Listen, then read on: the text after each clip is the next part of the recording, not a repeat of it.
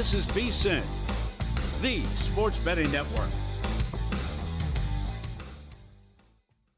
The numbers told the story, they always do. It's one of those idiots who believe in analytics. This is a numbers game with Gil Alexander on VSiN. Monday edition of a numbers game here on VSiN, the sports betting network. Matt Brown in for Gil Alexander all week. Sorry, haters. Here for the next 5 days. You are. That's right. Yep. Kelly Bidlin on the desk with me here as we try to make heads or tails of what went on this past weekend over in the NFL. Maybe there was something we can take from preseason. We will discuss all of that. Paul Sporer going to join us. Always great to talk baseball with him. A little DFS as well. And Kelly, we're going to get into some of these other interesting markets that you can bet if you guys have not done so already. Go in, click on the NFL tab at your sportsbook of choice. You will be amazed at the hundreds and hundreds and hundreds of bets that you can make already there. It seems like they are still introducing new markets every time I click on it. Yeah, 100%. I made one for a preseason game tonight that I don't know how long it's been since I bet into that market, if ever. So, yeah, we'll discuss that one later. Yeah, I do have one more preseason game this evening that we will talk about as well. And, listen, it is still Major League Baseball season. There's still lots going on out there. And if you were watching yesterday, you saw the Cincinnati Reds put an end to the gigantic 14-game win streak that we had going on there with the Brewers. And, this Brewers team, I think, is one that we have to take a little bit more seriously as we move into the postseason. I was not thinking that this Brewers team was going to be someone that I was going to take seriously, Kelly. And then this pitching staff, you get the Miz come up and do what he's done. Quintana has looked pretty good as well. And there's a couple of other guys in Quinn Priester who really has just been solid all season long. And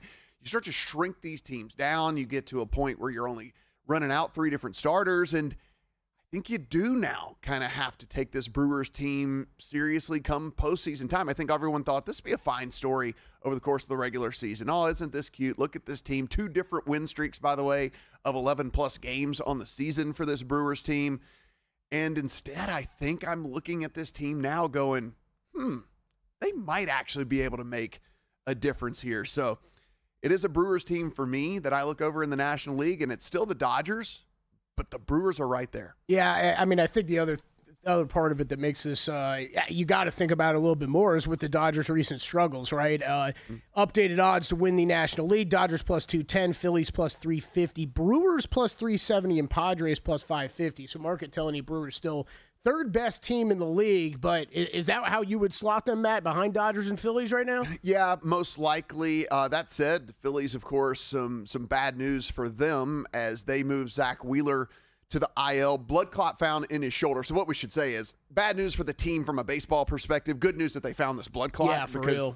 From reading all of the internet doctors saying that this could have ended very, very poorly. So good thing that they did find this. That being said, it is your ace that has now moved over to the IL. And while Christopher Sanchez has been fantastic, and I mean, he is definitely a dude that you could roll out there as your one if you had to, and you'd feel pretty confident in all of that. It's always depth type of stuff. And certainly if you loved the Phillies and you were a Phillies backer, you loved the thought of going Wheeler Sanchez 1-2 in some sort of short series when it came to the postseason. With that not being the case, Nola comes off the IL, gets absolutely shelled. Does not look like any. I mean, again, one start off the IL, has been gone for a while, so maybe just knock the rust off. But we'll see how that pans out here over the last few weeks of the season. But I think the Phillies without Wheeler are definitely a little less scary than they were a week ago. Yeah, absolutely. And just, I know we're going to talk some awards later in the show, but updated NL Cy Young numbers after that news. Skeens minus 425. You got Sanchez down to plus 280. Matthew Boyd 20-1. Wheeler all the way out to 45-1. You would think he's going to be. Have they announced rest of the season? No, it's kind of a wait and see approach here with him. But my guess would be. Seems like it's fairly soon. Yeah. Seems like this is fairly soon. That's what I would think. I wouldn't be running out to make that bet anytime soon, that's for sure. Most important thing on the Brewers, and especially since you're back in here, just did pull it up August 20th, so 2 days, Wednesday, go get your free burger at George Webb. Is that when it is? Yep, August 20th, yep. 2 to 6 p.m., man. You only got a 4-hour window. You got to get there. To G-Dubs. I checked in with some Wisconsinites. They said G-Dubs is what we call it. So you probably want to be there right at 2. Yes, it's probably going to be a line. Because you miss the lunch crowd and it's too early for dinner. So the later you wait, the more people go, well, we'll just hold off and it'll be like an early dinner type situation. I think between 2 and 3 is when you want to go. You miss it's the lunch Wisconsin. crowd. Do it right. It's Milwaukee. Okay, show up early at about 8 a.m. with a cooler and some chairs. Tailgate this out, and you'll be ready to go right at 2 p.m. That's what I would do, yeah. Dodgers sweep the Padres in a 3-game series, so now they lead the NL West by 2 games. So just when you thought the Dodgers were going to go away, no, it is a 3-game sweep of the Padres, and the Padres are looking up at them now. 2 games back, you get a really clutch home run from Mookie Betts, who's been struggling for this Dodgers team, to get them up in that one. And so, listen, I have a 7-1 Padres ticket, so I am a huge Padres fan here for the rest of the season for them to win that division. But man, it's just like that. The 3-game sweep, yeah, it puts you back, it puts them back in their place. You know, you're just sitting there and you're like, hey, guess what? We can beat that big bad Dodgers team, and then boy, they come in and there it is. Yeah, right after they had just taken the division lead over the Dodgers, too, right? This is okay. What about these current numbers, though, Matt? Like, this has always been. I've been asking Gil about it. I feel like for the past 3 weeks, it's like these numbers are not matching up with how these team performances are doing. And I know we all want to be, scared of the big bad Dodgers, but plus 310 for a Padres team, that is what, 2 games back right now? Like, you like that still at all?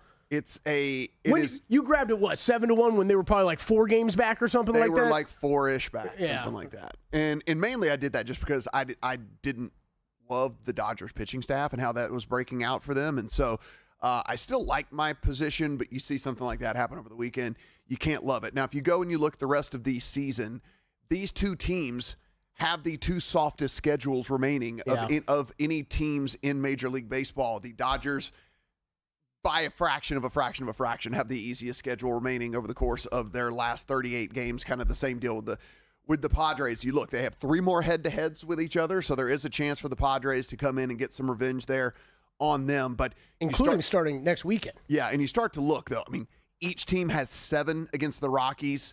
That's really, really good for you. You get the Padres, who have 3 games set against the White Sox. You got to love to see that if you are them. The Dodgers, on the other hand, have 6 against the Diamondbacks, who we know kind of sold off. Both have 3 against the Orioles left as well. And then you've got the Giants, who 7 games for the Dodgers against the Giants remaining, 4 games for the Giants remaining against the Padres. They're just good enough, that Giants team, to be annoying.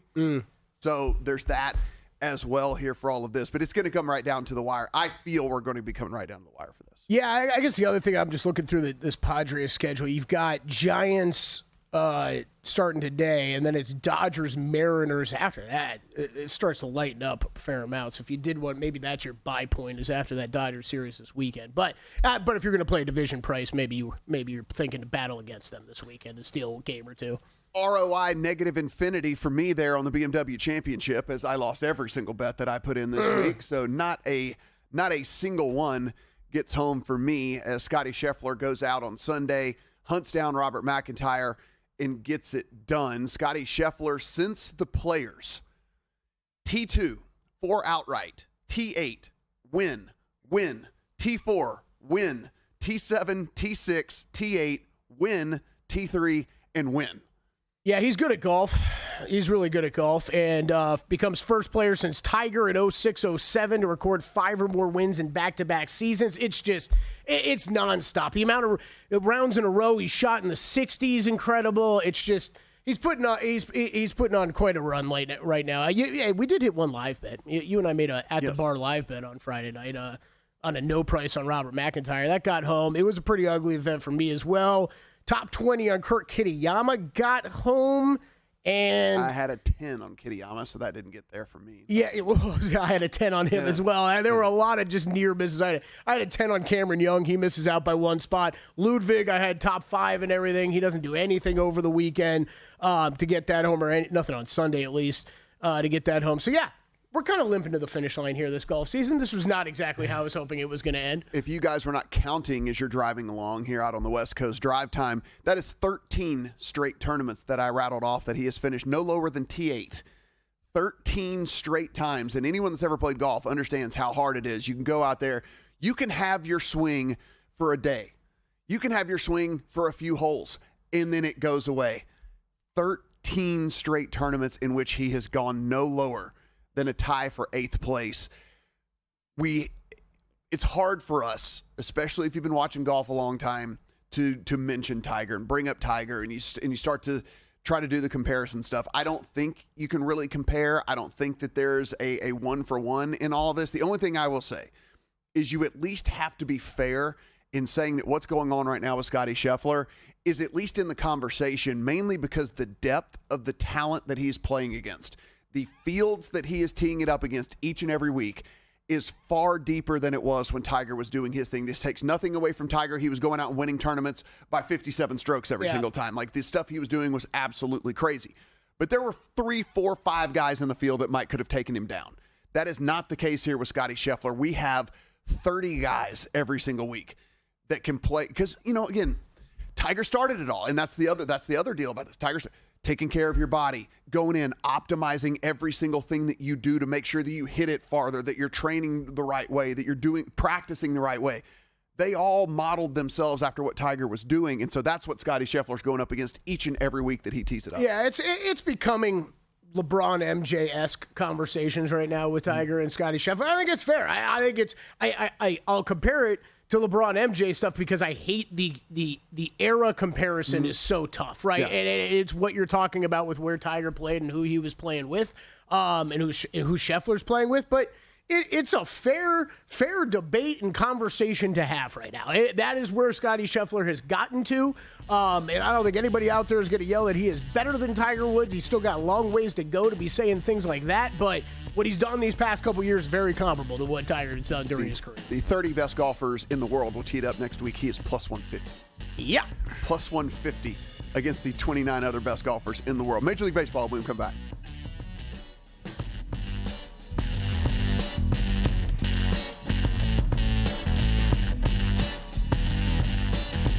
Got a good day coming, so wait and see.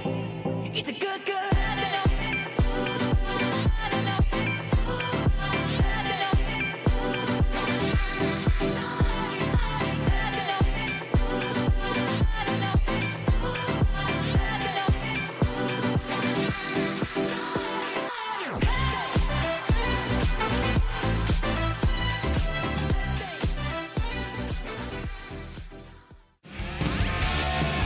Coming up on the next edition of Follow the Money, Maui Matt Humans in for Mitch Moss. We recap week 2 of the NFL preseason, also pennant races in Major League Baseball, doubleheader Cubs and Brewers, and Paul Charchian will talk fantasy and NFL futures in studio. Follow the Money, 4 to 7 Eastern on VSiN, the Sports Betting Network, now Sirius XM Channel 158. Check out the website for all the betting tools and analysis, and get the VSiN Watch app. The quest for $14.2 million starts right now. We've waited. It's now here. Record-breaking signups, $14.2 million. Also record-breaking chaos. The number 1 team goes down in week 1. It's crazy, dudes. I mean, obviously, this game was supposed to be Bengals blowout. No! I'm done. The dream of going back-to-back is over. Come on, baby! Nobody could see this one coming. No way the number 1 pick goes down in week number 2, but it did. This has been the craziest year that I've ever seen. By week 4, 75% of the entries are gone. This is a tough competition, and it is not for the faint at heart. Within 5 weeks, we'd lost 97% of the entries. You can feel the tension like a hot knife through butter. How many survivors will make it to even mid-season? All episodes available now at VSiN.com/survivor.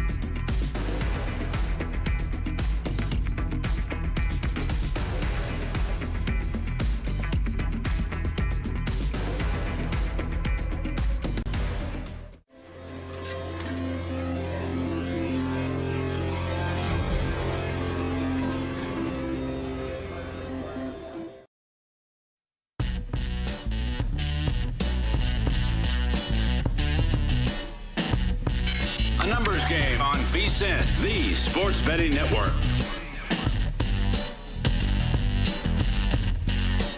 Numbers Game here on VSiN, the Sports Betting Network. Matt Brown in for Gil Alexander. Kelly Bidlin here on the desk with me as well as we roll through the goodness that came from the weekend and a little bit of Ryder Cup talk as well here for us, because we do know at least the 6 automatics that are going to be on the team. And now the debate begins as to what we're going to get as far as the captain's picks go, Kelly Bidlin. Yeah. And there will be debate about this. There'll be a lot of people who will be up in arms because there will at least be one selection that people say, okay, there's no way that person deserves it. Going back a few weeks, I'm pretty sure you and I already disagree on what this U.S. Ryder Cup team is looking like. So we do have the top 6 locked in. Scheffler, Spahn, Schauffele, Henley, Harris, English, Bryson, DeChambeau.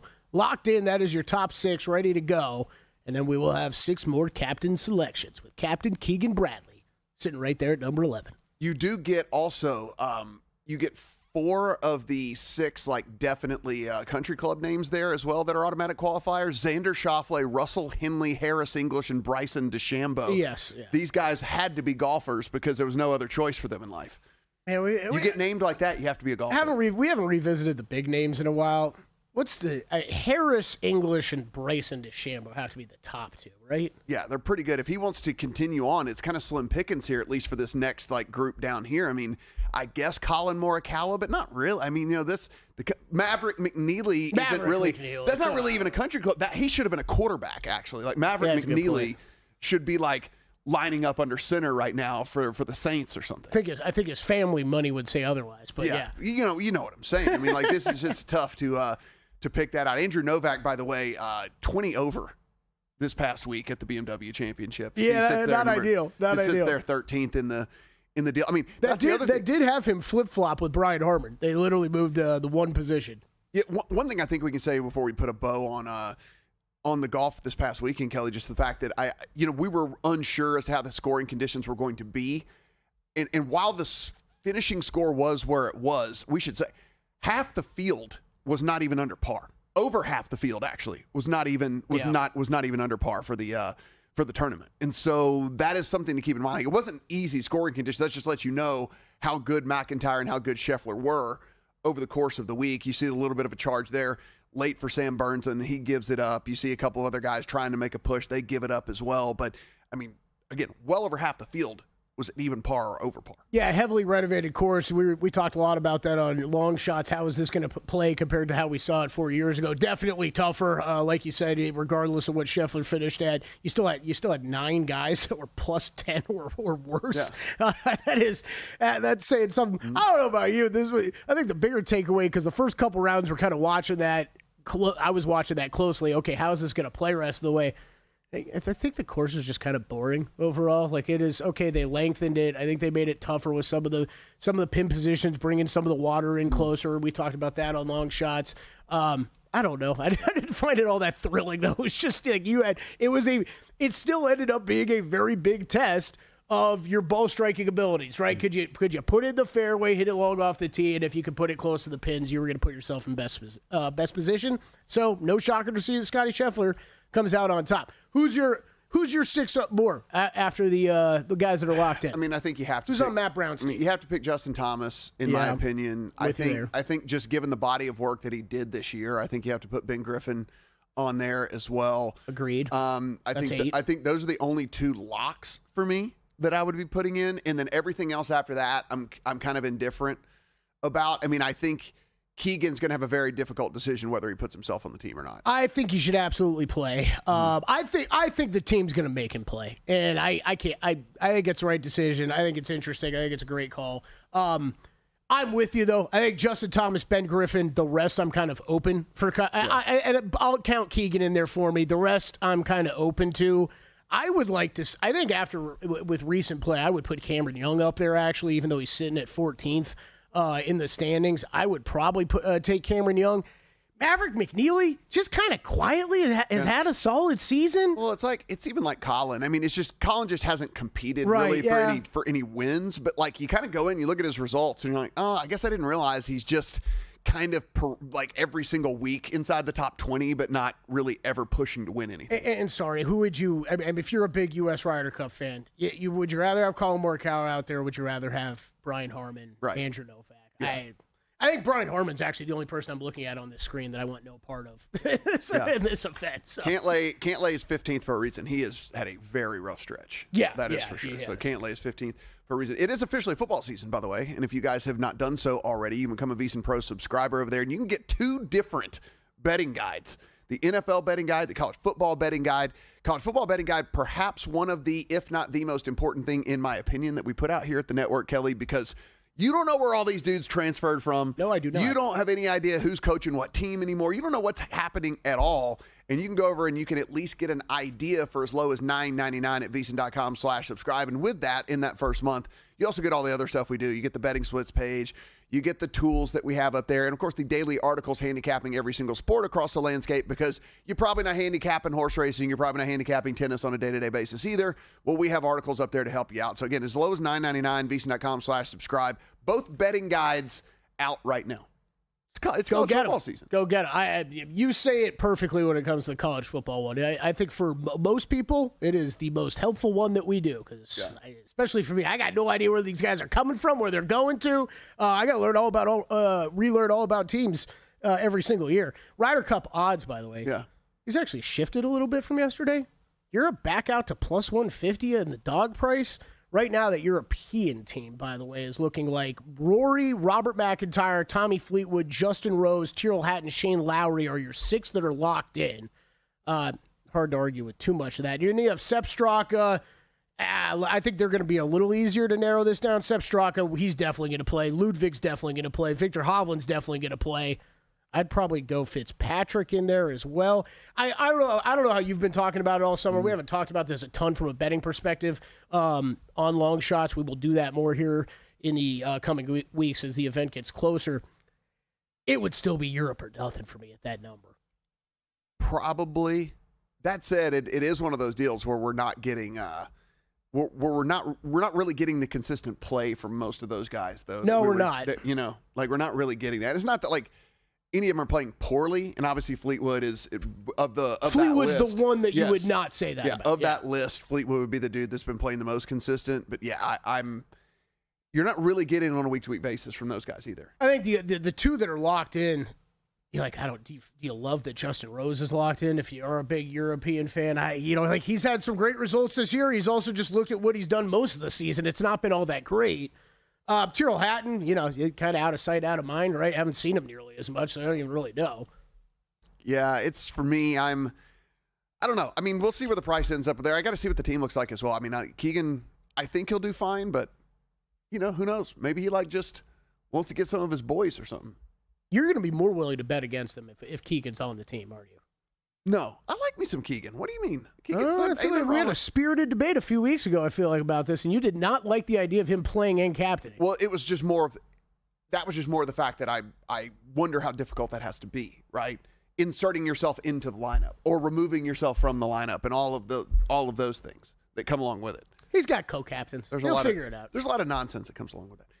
Major League Baseball today, I do have one play if anybody is interested. I'm on the Reds, as I don't know if they're short favorites or short underdogs at this point. This was this line was right there, but it's not going to be too far one way or the other.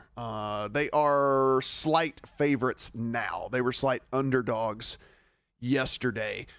Brady Singer, nothing that you really want to jump up and down about. That being said, what you're getting on the other side in Victor Medeiros is even worse. And so with this Reds team getting to second start for Medeiros and the fact that this Reds team is actually starting to hit the ball a little bit better, that's the other thing that really had me pushing over the edge here with the current price. Now, this on your screen, not the case anymore. It is money coming in on the Reds as we speak. So if you do want to get in there and get in on the Reds. But Brady Singer, if you look over kind of the last 5 starts for him, the ERA surface stats sitting at 4.26 over the last 5 starts. But if you look at the underlying stuff, about a 3.5 ERA, xERA, so 3.5 expected for him. And, you're getting a 26% K rate. You're getting a 7% walk rate. I mean, none of these things are really jumping off of the page, but certainly much better than the surface statistics pan out as well. Much better lineup again for the Reds, and going up against Medeiros, who is just not a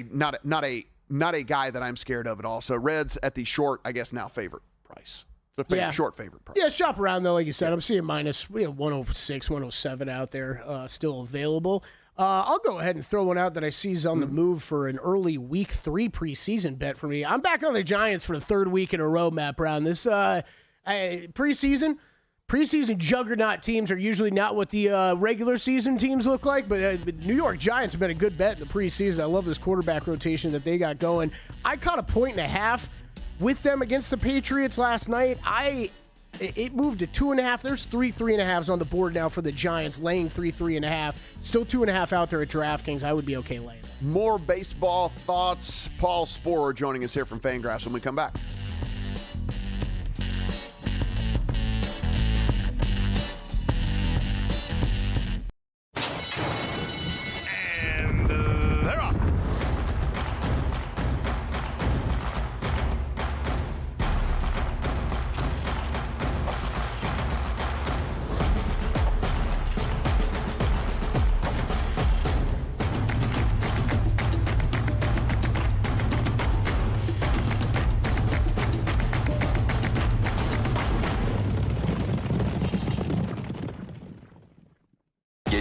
This season with VSiN's College Football Betting Guide, exclusive to VSiN Pro subscribers. It's packed with 136 team previews, preseason top 25 rankings, and best bets from our experts. Pro subscribers also get the NFL Betting Guide, daily best bet emails, exclusive splits, and full access to our premium betting tools. Sign up now at VSiN.com/subscribe for just $9.99 for your first 30 days. Or save 50% with an annual Pro subscription. And join us on the Sports Betting Network.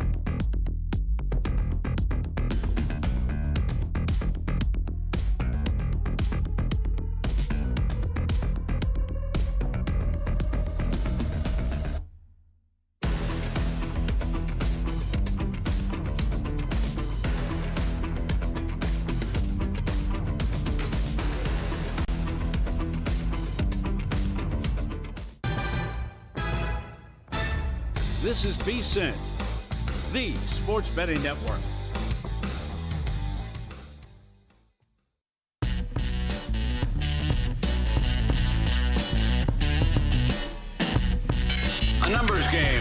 VSiN, the Sports Betting Network. Numbers game here on VSiN, the Sports Betting Network. Matt Brown in for Gil Alexander. Kelly Bidlin here on the desk with me, and joining us, your friend and mine, Paul Sporer from over at Fangraphs. Go in, see all of his articles, listen to the podcast as well at Sporer over on the Twitter machine. Paul, how you doing, buddy? I'm doing pretty well. How about you guys? Doing good, man. I mean, heading down the stretch here, I was talking about this in the first segment. I do have a 7-1 Padres division ticket that I liked a whole lot better a week ago than I do after they go and get swept by the Dodgers this past week. But still 3 more head-to-heads between them, and both teams have a pretty easy schedule. What do you feel happens in that division? Are we going to go right down to the wire, or do the Dodgers end up just kind of like making this thing boring? No, I'd be surprised if they do. I still would favor the Dodgers, not going out on any sort of limb there. But as they kind of get the pitching back, if it stays healthy, you got Snell and Glass now back with Yamamoto, who's been the sneaky ace all year. Ohtani on his 4 innings, sometimes pushing 5. Ohtani and Kershaw don't have a lot of pressure on them if the pitching stays healthy. I know that's a colossal if, and that's a big if for most teams, right, if their pitching stays healthy. But I would still favor them a little bit. I'd be surprised if they ran away and hid, though. Not so much because the Dodgers can't do it, but because I think the Padres are really good. And as you mentioned, the schedules match up pretty well for both. Then I think the Dodgers will stick right there. I understand you being bummed about your ticket after this weekend, about Padres fans being bummed about maybe still being little brother after this weekend. I totally get that. Tough series. Not the end of the world, though. I still think they're very much in this division mix. Paul, we finally saw that Brewers win streak come to an end. How do you kind of see the top of this National League stacking up? How do you kind of power rank these teams at the top of the NL? I lean still toward like the Dodgers and Phillies at the top there. The Brewers are right there. My one question about them is I wonder, are they more cut out for the Buck 62 than for the playoffs? And what I mean by that is like the type of players that they have where you gain the margins, where you gain the edges on the margins, and they add up over the course of 162. Conversely, to kind of push right back against myself, you also have the fact, though, that play style of ball in play, speed, defense, that can also translate in the playoffs. So I can kind of see it both ways where, okay, these guys who get kind of incremental advantages, maybe those don't show up over the course of a few weeks the way they do over the course of 6 months. And then on the other side of it, the intangible aspects that they deliver on with the speed, defense, and things like that, base running, maybe that could be the X factor for them. That said, I still can't really get them higher than third there behind the Phillies and Dodgers with those two. Cubs, I know they're sputtering right now, and some of their guys, namely Kyle Tucker, look like he's, lost in the abyss right now, but I still really like that ball club. The Padres, Cubs, Mets would all be right there. They're all second in their division, and they're all kind of just second class right behind this group here. And then you kind of have the rest. I think the Reds are interesting. The Giants, obviously, they've kind of faded. I think really the Reds, maybe the Cardinals. I don't know why I can't quit this team more. They're on a lose 5. They suck. No, I'm tired of bringing up the Cardinals. I really think the Reds are the only other team there that's kind of in the mix that I do like. So, yeah, those 6 teams plus the Reds. Talking to Paul Sporer from Fangraphs. Paul, we get the news that Zach Wheeler heading to the IL with the blood clot there. This Phillies team, 5 games up on the Mets. We're not worried about them not making the playoffs or anything like that. But once we get there, that 1-2 punch of Wheeler and Sanchez was going to be pretty potent for this Philly squad, not knowing where we're going to have to go with Wheeler as we head into the postseason. How do you look at them now? What is the outcome for them in the playoffs? So I'm operating, at least for now, as though Wheeler will be back in time. Obviously, I would not put them as like a firm top 3 like this if I thought there was concerns or major concerns that he's not going to be there. A blood clot is scary, like just on its face is definitely scary, but it doesn't seem like it's ruining his season yet. We haven't gotten any news like that. So until we get that, let's operate as though Wheeler's going to be there in October when they need him, hopefully. On the other hand, too, if he's not, they did get Nola back. Now, Wheeler's been exponentially, if I can make sure I understate and underscore this, exponentially better than Wheeler, or exponentially better than Nola this year. Wheeler has 100%. That said, this is still Aaron Nola, who's got pelts on the wall, a lot of stats under his belt as a good pitcher. If he's healthy, he could reasonably emulate what Wheeler gives, not 1-to-1, but then Sanchez and Luzardo then have to kind of take on the ace role there. I wouldn't crush them even if Wheeler was out. We see in baseball time and time again that one player, however important they may be, even at the tip top of the roster, does not necessarily kill a ball club if they're good enough. The Braves won without Acuna, right? I mean, that's like the most recent easy example that I can think of. They lost the all-world player, and they said, you know what, we're still going to win it. So I wouldn't take them out of the playoffs at that point, even if Wheeler does have something that's a bit more catastrophic. Paul, just looking at the Cy Young market right now, we see Wheeler drop all the way to 45-1. Skeens minus 425 becomes a little bit heavier of a favorite. Sanchez at plus 280. Is this all but wrapped up at this point with Skeens?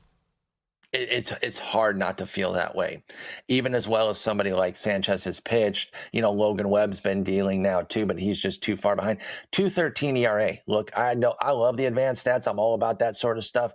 There's something about a 2.13 ERA though too, and it's not like Skeens doesn't earn it. Usually when we push back on an ERA, it's because we say, hey, the underlying skills say it should be this, that, and the other, and he's not pitching that well. Yeah, you can say it's a 252 FIP. That's still amazing too for Skeens. So the simple fact is I think he just has such a huge lead. I think Wheeler was the only one that was really circling, truthfully, and now with him being out, I wouldn't put my money down on this. I think you're chasing and you're wasting money. Paul, before we head to the AL, let's get to one of the things that you write about on a daily basis in the fantasy side of things. We're heading down the stretch from a fantasy standpoint as well. Is there anybody out there for people that are chasing, trying to get into the money in their home leagues or whatever? Is there any difference makers still left out there? It really depends on your league type. Honestly, the last few weeks have been pretty barren. Now, I'm more of a deep league guy. I play a lot of 15-team mixed leagues where we're really scraping. But even my folks and friends that have been playing in the 10s and 12s where things are a bit thinner or a little bit deeper on the waiver pool, not a lot of great new talent coming in. However, we're getting close to call-ups, and I know there's not as many call-ups these days as there were several years ago when rosters expanded by like 15 extra players, but there will be some guys called up with minor leaguers getting that call that I think will be interesting. I think right now you're looking for playing time and starts, and the real issue has been finding guys that are available, getting starts for teams that you want to pick up. I don't have a ton of names right now because, again, it has been so barren, but I really think you need to look at the playing time, week of, last 10 days, and just attack. And for fantasy folks, your standings are all that matter now. Player name value, all that sort of BS. Can this guy get me the 5 steals I need in the next 2 weeks? That's all that matters. And if he can't, then he's got to go. And you got to make some tough decisions, right? If you're chasing steals all the way, then you start cutting some power guys that maybe you wouldn't have normally cut in a given season. If you're chasing saves, then maybe you cut a starter or two who would normally be rosterable, but since you're chasing saves, you don't have to. Play to your standings aggressively at this point. Paul, we got a couple minutes left here on the DFS side of things. It is Paul Skeens Day. We got Robbie Ray going. We got Kevin Gausman going today. We got Yuri Perez, Yamamoto going up against that very poor Rockies lineup. We got a whole bunch of different options today. Anything jumping off the page to you? Yeah, it's a rich board with aces. Gilbert, Skeens, Yamamoto, Ray, Peralta's my top 5 on my board today. Yamamoto might be an interesting zag because he is in Coors. Maybe people would avoid that. Understandably, by the way. And you mentioned that the Rockies do suck, which they do, but I will mention 6th in WOBA versus righties the last 30 days. So playing a little bit better. I still don't worry about them. Yuri Perez is coming off of back-to-back duds. Is it the TJ, return kind of kicking in, or is it just a couple of tough ones? I'll tell you who I really like is Trevor Rogers. I fully believe in what he's doing, at least in terms of him being back as a quality pitcher. Now, he's pitching like an ace. I don't quite think he's that good, but I'm not afraid of running him in Fenway. And if you had told me, Matt, at the beginning of the year that on August 18th that I'd be telling you that Trevor Rogers is a good play in Fenway, I don't know the names I would have called you. They certainly wouldn't have been nice enough to air because I would have thought that you were having a mental episode of some sort. And yet here we are. So, yeah, I really like Trevor Rogers, and I love the run that he's on right now. 30 seconds, Paul. The Blue Jays 5-game lead on the Red Sox, 5.5-game lead on the Yankees. When it's all said and done, who is 1, who is 2, and who is 3? Blue Jays, Red Sox, Yankees, the order they're in. I'm sorry, Yankees fans. I'm not seeing the vision right now. I'm just really nervous about where this team's at with their talent. Find his work over at Fangraphs, at Sporer over in the Twitter machine as well. He is Paul Sporer. Appreciate the time, buddy, and good luck today. Thanks, y'all. Take care. Yes, it is. I have a Red Sox ticket. I have a Yankees ticket, Matt. I have a Yankees ticket to miss the playoffs, and that was looking a lot better a little while ago than it does right now. They're on a 7-3 run here, 3 in a row for that Yankees team. So let's go. Yeah, I laid minus 220 for them to win the division on like July 1st, and then they just started losing everything after that. Well, I mean, again, 7-3. They've been able to take advantage of the Red Sox not playing all that great. They're 4-6 over their last 10. So here we are. Yeah, here we are. Plenty of baseball left to be played, as we like to say all the time. When we come back, let's talk about the NFL news and notes, stuff coming through as we were on air with Sporer as well. It is a numbers game here on VSiN.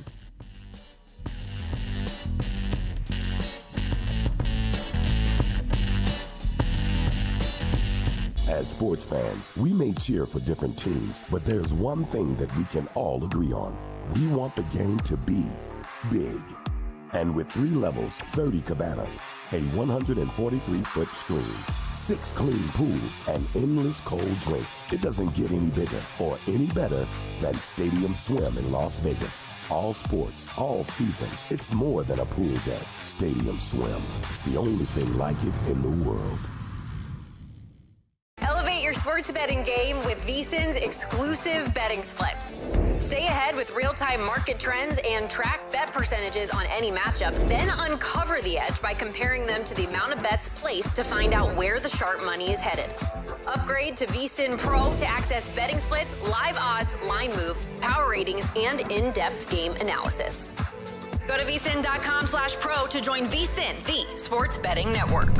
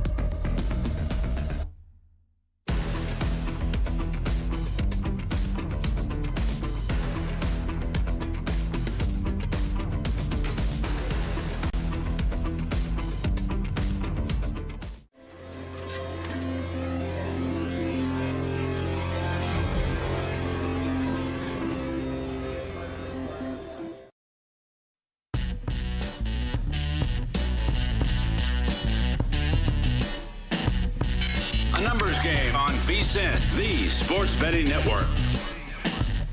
The Numbers Game here on Monday. Matt Brown in for Gil Alexander. Kelly Bidlin here on the desk with me. Just talk some baseball with Paul Sporer from Fangraphs. Go in. If you did not catch that segment, this is podcast form these days. That's right. Catch all of If you're a shows VSiN Pro subscriber, you can actually go in and just rewatch the video part of it. That's right. You can do that too. If you want to see what Paul looks like, he had his dog rolling around in the background. You can see what his dog looks like. The dog's always hanging out. That dog's got a good life, man. Yeah. You can see the dog rolling around in the background, all the stuff like that. So catch that, of course, as well. We are up to 7,254 Survivor entries, 18 Grandissimo entries. So they have blown past the $1.5 million guaranteed there in that $100,000 buy-in contest. The 7,254 Survivor is actually a big week here at Circa, as this is contest week here. And so this is when everyone comes into town, can take advantage of all the different parties and stuff like that they're going to be doing here. If you want to come down and sign up, I know there's a couple different parties with open bars and stuff like that. If you sign up over the 3 days that is labeled contest week and all that, this 7,254 is actually ahead of last year's pace as well, Kelly. So we're heading towards a massive prize pool yet again. Yeah, looking forward to it. We were kind of talking about this last week. I haven't signed up yet. I will be signing up. I feel no rush to sign up though. This is hey, it's right out here. We were talking about all the excitement in years past of kind of potential overlays and everything like that. Hey, it's all out there, but I expect everybody to sign up in time like they always do, and usually in those last couple weeks. We got a bunch of news, actually stuff coming through as we were sitting here. The Colts have signed Xavier Howard. They're dealing with a bunch of injuries in their secondary. So they have gone in. Xavier Howard, 4-time Pro Bowler. Don't know how much is left in the tank for him, but it's better than people that are hurt. So Xavier Howard going to give it a whirl there for the Colts. If you want to bet something early, we're not saying that this is an official bet from me or from Kelly or whatever. We were just passing along the information. So for the Falcons this week in their preseason finale, no Penix or Cousins. Their third stringer is in the concussion protocol. So they have signed Ben DiNucci off the street to come in and play quarterback for them in their preseason finale. So you guys remember the Nooch for the Cowboys? You remember the Nooch? No, of course. Coming in, doing his thing for the Cowboys, but he's getting signed off the street to come play for the Falcons this week. So can't say that that's definitely going to be a bet for me, but I'm definitely going to look at it here over the next hour or two. Well, it is on the move, that's for sure. He will be facing his old team, the Dallas Cowboys, in Dallas. Yeah, that's big time rivalry game. Okay, right now Cowboys are out to 3.5-point favorites already. This opened.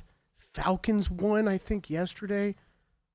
No, it was right around 2.5. Cowboys 2.5. So yeah, they're over the 3 though.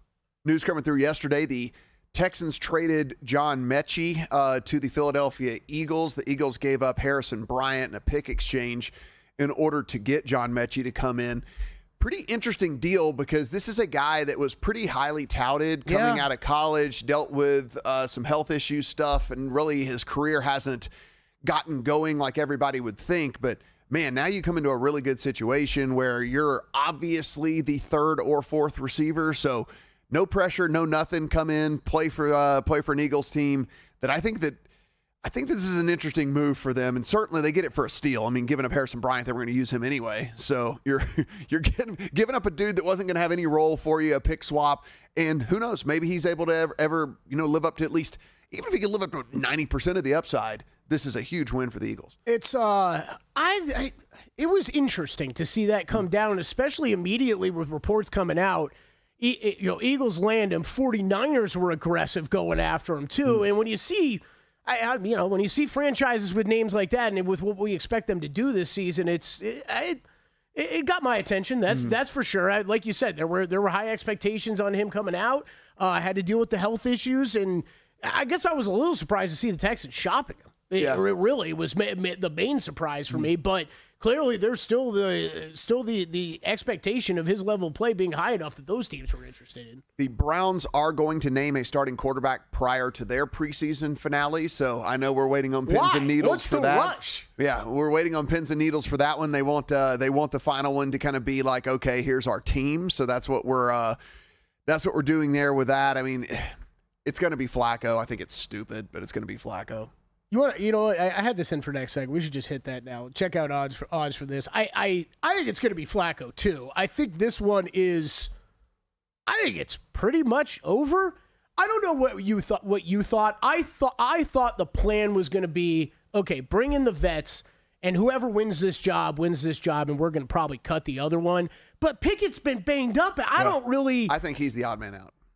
I think Pickett's the odd man out. You think they go into the season with 3 on the roster? They go with 3, Flacco, the 2 rookies, and then you go to the rookies as soon as you possibly can. I never really bought into the whole 4 quarterbacks thing, except for semi-recently when Pickett's been dealing with the injury. Right now, it is Flacco minus 390 to have that week 1 start. Pickett plus 360. Shador 15-1. Dylan Gabriel 18-1. I don't think you're moving on from any one of those rookies, right? They're both still on the roster. Yeah, it would be silly if you did. For one, they've looked okay in the preseason. Both of them have looked okay in the preseason. And from a fan base perspective, you are instilling absolutely no confidence rolling out Joe Flacco anyway. Yeah. So now you're going to go like, oh, okay, we're going to pull Flacco and we're putting in Kenny Pickett. It's like, no, man, you got to go to the rookies. I think their plan got screwed up with this Pickett injury though, because I think they were hoping it would be Pickett outplays Flacco enough for you to confidently say Pickett's our starter, and then we'll keep the 2 other rookies and lose Joe Flacco. And this is a nightmare. The problem is they've got enough talent on the defensive side of the ball and like enough playmaker. They're probably going to win too many games to get the number 1 overall pick. And so, yeah. Which makes this even worse. We always talk about it, right? Being stuck in that range. And what if Shador plays 6-7 games and looks just good enough, right, that the fans rally around him and he's kind of the guy of the future now? I don't know. I could see this turning into a bigger problem before it gets better out there in Cleveland. No doubt about it. Guys, you've heard us talk about Sharp Plays here on the network. If you have not checked it out, go in. They've been doing this since 2011, deliver documented results, public logs, and transparent receipts for everything that they do. They also got some AI working for you over there, and they will send the alerts directly to you in your X feed or in your inbox.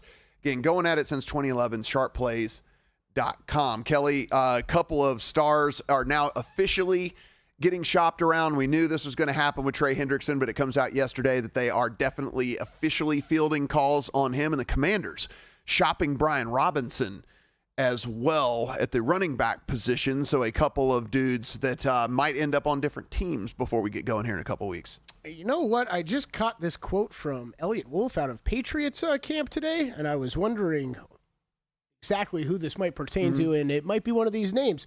The Patriots would be interested in trading a first or second round pick for a player, quote, worthy of that price tag. Yeah.